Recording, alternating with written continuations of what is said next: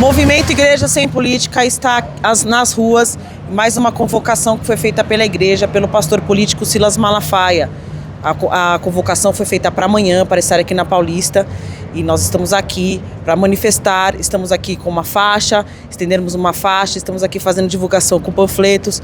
Eu queria começar com o presbítero, para que o presbítero enfatizasse os objetivos do movimento Extraquios, que está em estatuto, né? Nós firmamos em ata.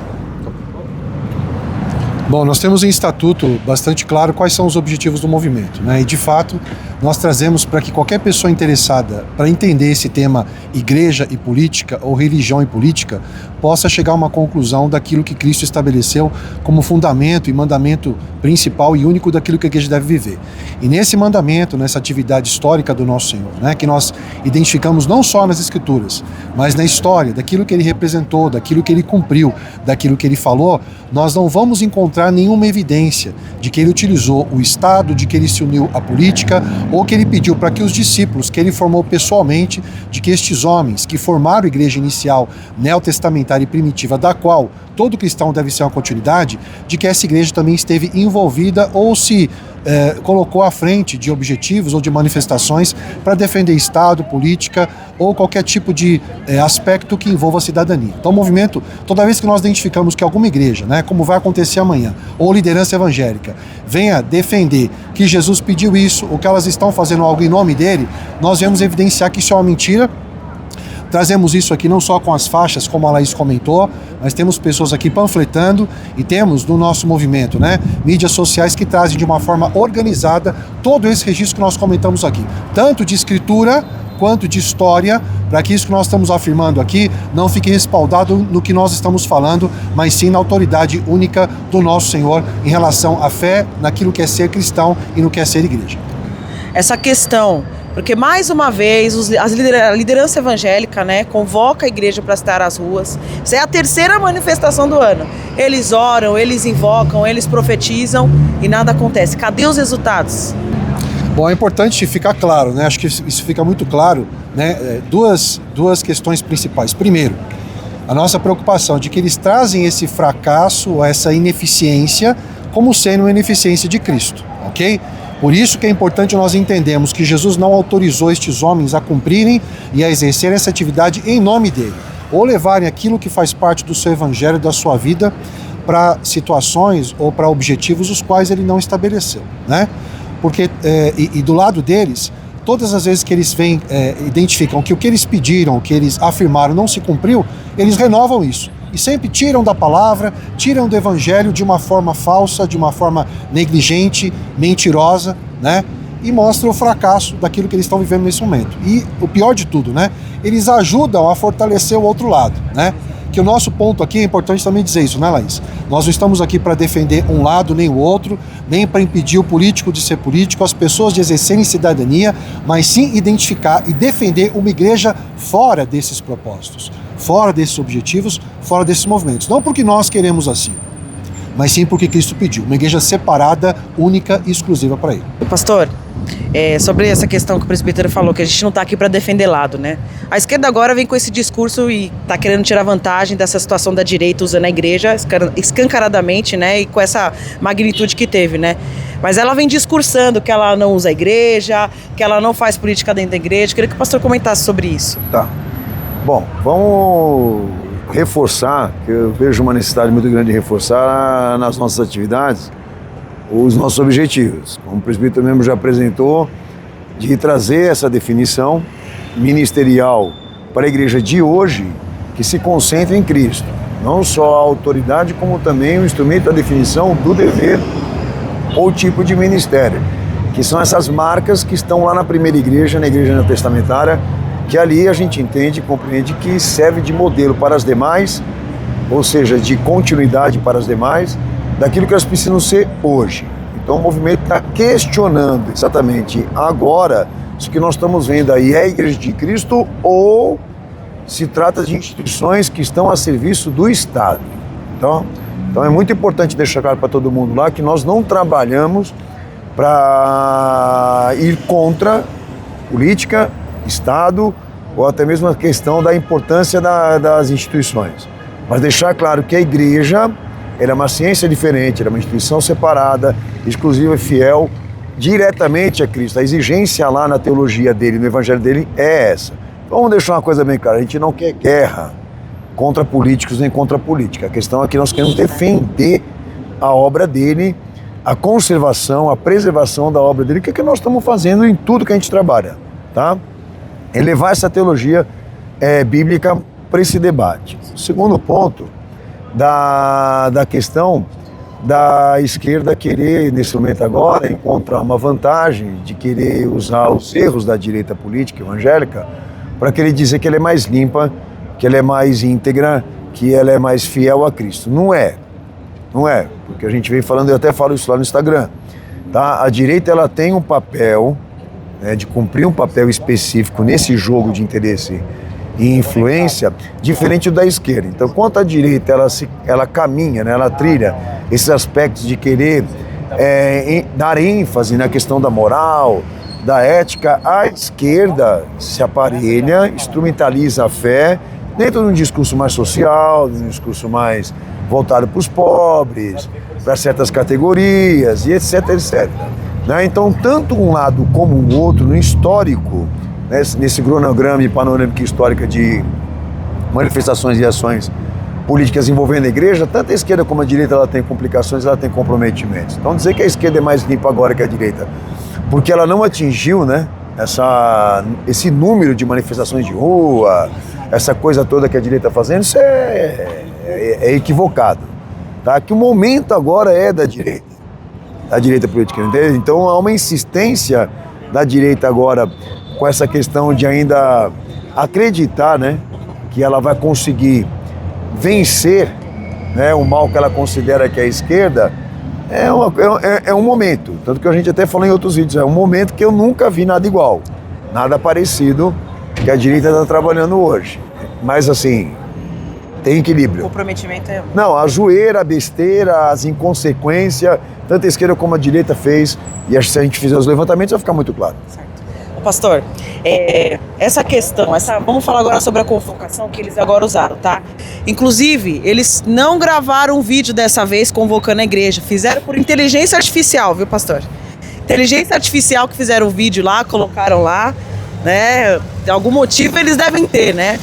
E então, pastor, eu queria que o pastor falasse, porque lá no vídeo, pastor, eles falaram sobre a questão de uma guerra espiritual, que a igreja, se não se posicionar agora, vindo às ruas, né, ela vai ser censurada também, ela vai se calar, não vai poder falar de Jesus, esse papo, né, que eles sempre falam. Tá. O pastor poderia falar sobre? Bom, vamos entrar nesse ponto do que eles vêm usando como motivação para trazer todo mundo para a rua. O uso equivocado da justiça e do direito para que diz respeito política, certo? Uso equivocado, porque justiça e direito na política tem uma outra ciência, uma outra essência diferente do que diz respeito à teologia. Justiça e direito na teologia bíblica são termos redentivos, ponto final. Então esses caras, na condição de pastor, querer ir às ruas dizer que Jesus nesse momento está motivado a querer defender justiça e direito com termos e códigos políticos, até mesmo filosóficos, isso é uma das piores besteiras. Tá? Só não enxerga quem é burro, que esses caras, na verdade, eles estão se equivocando no uso do termo e até mesmo nas contradições ministeriais que a gente está apontando aqui. Tá?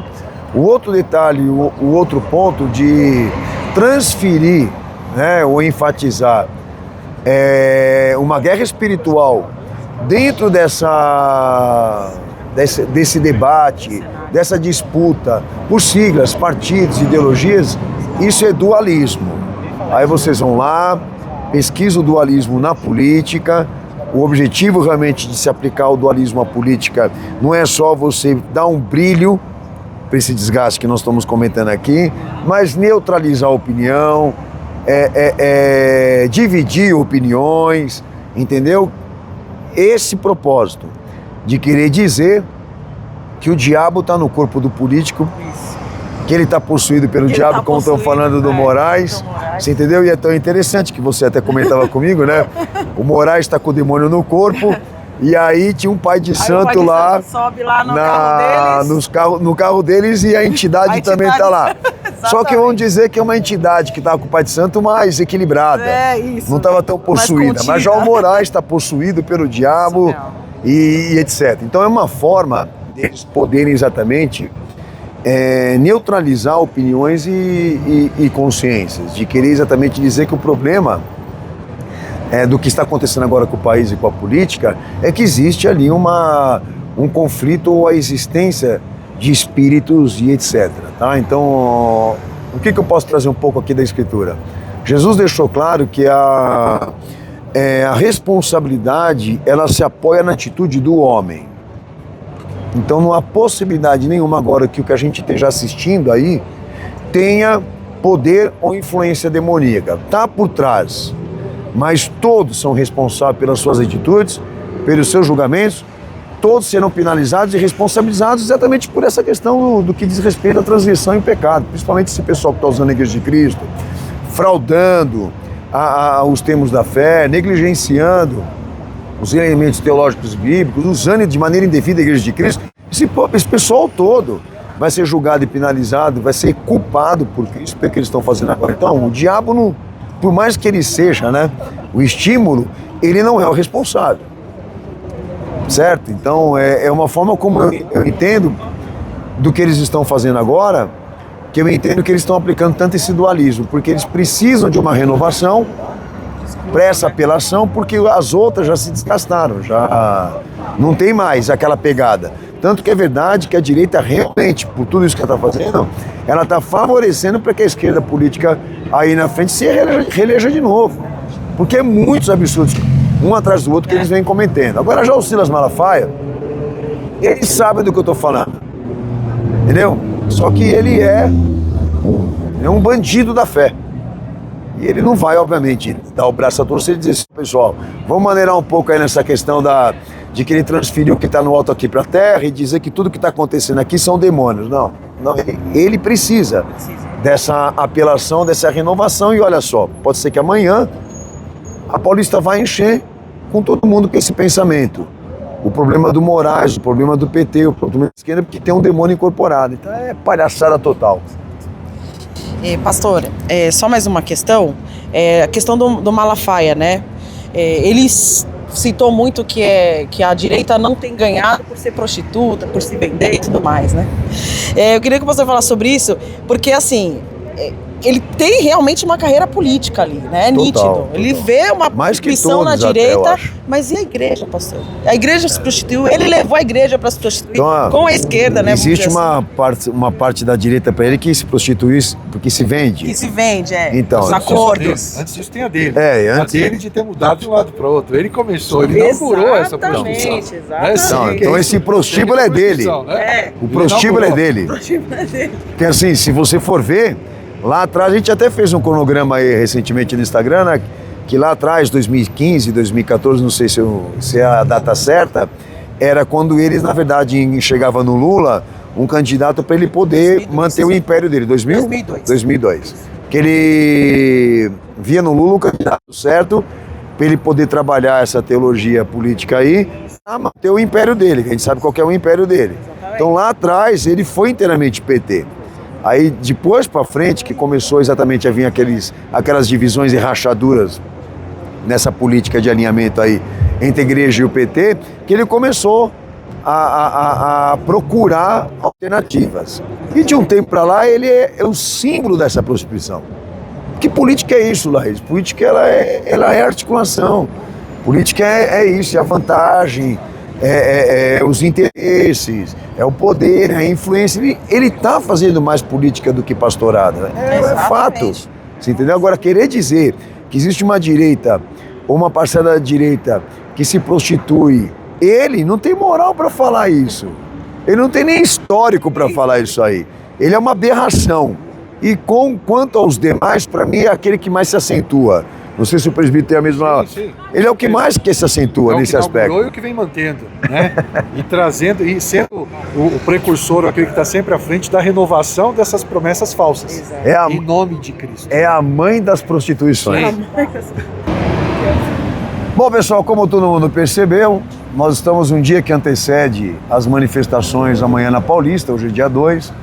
E como a gente se comprometeu, movimento Igreja Sem Política, estamos presentes aonde se configura, né, a união da Igreja de Cristo com o Estado e essas usurpações que a gente vem, obviamente, expondo, denunciando e trabalhando contra. Ok? Eu queria registrar rapidamente aqui aos senhores que nós nos colocamos à disposição para esse debate, à altura, obviamente, do que diz respeito aos escritos sagrados e vamos continuar levando essas argumentações, esses registros, não só da nossa indignação, como também esses pontos, né, de contradições bíblicas que a igreja hoje representa quando atua para o Estado. Tá? Então nós estamos aqui para cumprir estatuto, como nós nos comprometemos. Eu vou dar aqui a oportunidade ao presbítero para ele poder expressar essas considerações finais e espero, com certeza, que amanhã, quando essa manifestação chegar para as ruas, você tenha mais clareza, mais entendimento e compreensão do que na verdade está acontecendo. O que está acontecendo é um trabalho para as próximas eleições, certo, presidente? Certo. Bom, reforçar também para quem vai estar nos assistindo nesse momento que todo esse tema, né, tudo aquilo que envolve o tema igreja e política está devidamente organizado nas mídias sociais do movimento. Você pode acessar, pode estudar esse tema, chegar a uma conclusão por aquilo que é escritura, por aquilo que é história que nós já comentamos aqui e também ajudar o movimento a levar esse pensamento, entendimento ou ao menos a identificação de que nas nossas plataformas ali qualquer interessado também vai poder ter acesso a essas informações e chegar à mesma conclusão e ter capacidade de desmentir estes homens, né? E entender todos os artifícios que eles usam de expressões, de afirmações, entendendo que elas são falsas não porque nós estamos dizendo que são falsas, mas porque Cristo não disse, Cristo não autorizou e Cristo não pediu, tá bom? Então trabalhe com esse pensamento também, nos ajude a divulgar e até a próxima oportunidade para todos vocês, tá bom? Então só deixando claro, não tem demônio, não tem diabo. Não. O que existe é poder e influência. Interesse. É grana no bolso, é isso passaporte diplomático, é perdão fiscal. Eu poderia enumerar aqui, não tem demônio, não tem demônio. O que tem, na verdade, é isso, é ganância, infelizmente, e desrespeito à obra do nosso Senhor. Senhores, Deus abençoe a todos vocês. Espero na próxima voltar com mais novidade. Um abraço.